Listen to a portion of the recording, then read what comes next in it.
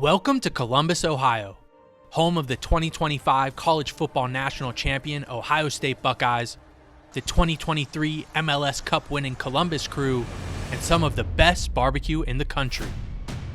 One award-winning brand that calls Columbus home, City Barbeque. Since opening their first location in Upper Arlington back in 1999, City Barbeque has been serving up 18-hour slow-smoked brisket, 5 signature sauces, and a catering experience like no other. With accolades from the Kansas City Barbecue Society, Restaurant Hospitality Magazine, and the title of 2023 Nation's Restaurant News Barbecue Showdown Champion, City Barbeque is more than just a local favorite. We sat down with Scott Erwin, City Barbeque's Director of Catering, to talk all things barbecue, catering, and delivery. And as he walked us through their backyard barbecue approach and customer-first mentality, one thing became crystal clear. City Barbeque isn't just good for Ohio, it's a national contender. What does catering mean to City Barbeque?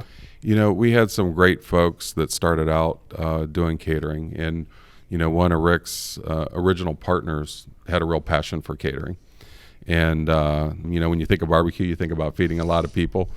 Back in the day, we would actually haul smokers, out to events and do things like that, which is a lot of fun. A lot of whole hogs. We still do whole hogs today. My gosh. We did probably 30, 35 whole hogs last summer, at events, which makes for a really kind of a cool event. But you think about the early days, just we did have our founders did have a vision for doing catering. Rick talks about doing catering out of his home before he even opened the joint. If you watch some of his videos, you'll catch him talking about making baked beans and asking neighbors to borrow ovens and things like that because there was just a real passion. I think that a lot of church events and things like that where you get an opportunity to feed a big group.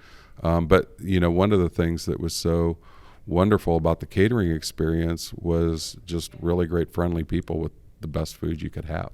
Something you mentioned that's intriguing to me is like working with the churches, you talk about then working inside the stores, and it's what that to me says is like building this community around the brand and how important that is to bring people into your store, treat them with respect, allow them to let you into their community, and that just builds upon the brand from there, and just you become integral to those people's lives. That's right. And it's the community part is so important. Our people that work for City Barbeque have a real passion for that, in serving the community. And one of the things that catering has done for City Barbeque is it helps us get outside the 4 walls and reach more people.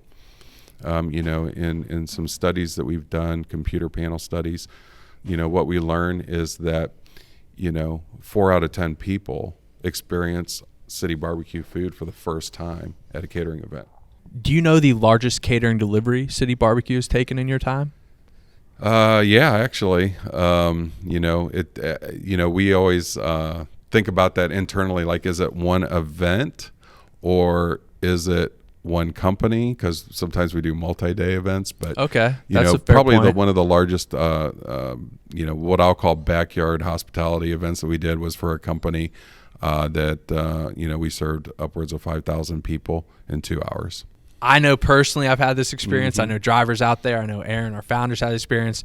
You get in the car, you got the foil pan. It's not saran wrapped. Right. You pull it out of the bag, and there's everything spilled all over the bag. So for you guys in your process, there's obviously an aspect of the packaging where it has to be foolproof. That's right. And then ensure, like you said, that food travels well. So what does that look like for City Barbeque on your end? Yeah, it's a great question because I learned early in the early days.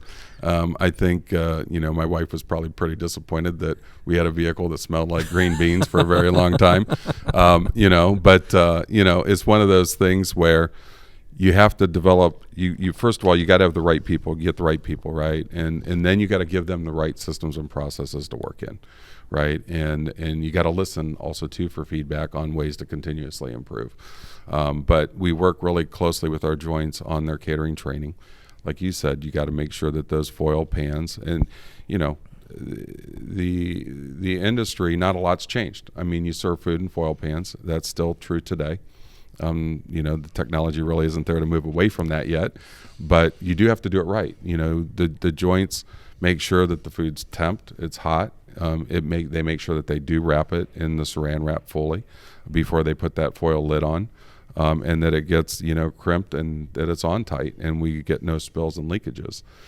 So those little things are really important, and it's all part of how we train our folks and our joints to really make sure that everybody executes their part, right? So that we can have a seamless experience. And something I noticed when you sent me over some material for City Barbeque in terms of like video footage and pictures and stuff. One of the videos I watched, the woman in the video, I believe, was transporting the food in a Cambro.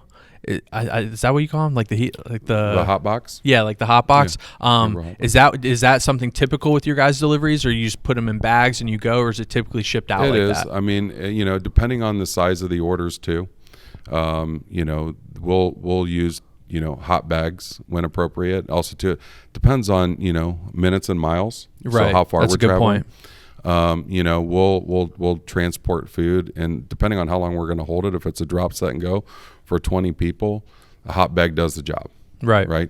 If you're serving food for 40 people and you're probably driving 30 minutes, you probably want to take a hot box or something to make sure that the food stays hot. If you're serving at a corporate event or a wedding, we even have electric hot boxes that we'll use, where we'll load those up in the vans and we'll take the food there, because not all the food's going to get served at the same time.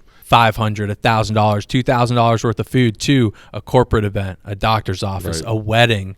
You're already relating the City Barbeque experience with one of the happiest moments in someone's That's life. right. Like they're never going to forget that night where That's City right. Barbeque was served at their wedding. That will be a talking point of that evening. So being a part of those events and inside those stories of people's lives is unbelievable. And I think, for you specifically, like when you talk about bringing in those guests from those outside events, how much business does that drive for you guys? It has to be an exponential experience. It is. And, it's probably hard to say exactly, but one of the things that we have the opportunity to experience is that our goal is to make the person in charge of any event the hero, right? We want people to talk about how great the food was, first of all, because the food's got to be spectacular. And we put great systems and processes in place to ensure that happens on a consistent basis. And then you got to have the right people. You got to have hospitality people there doing it.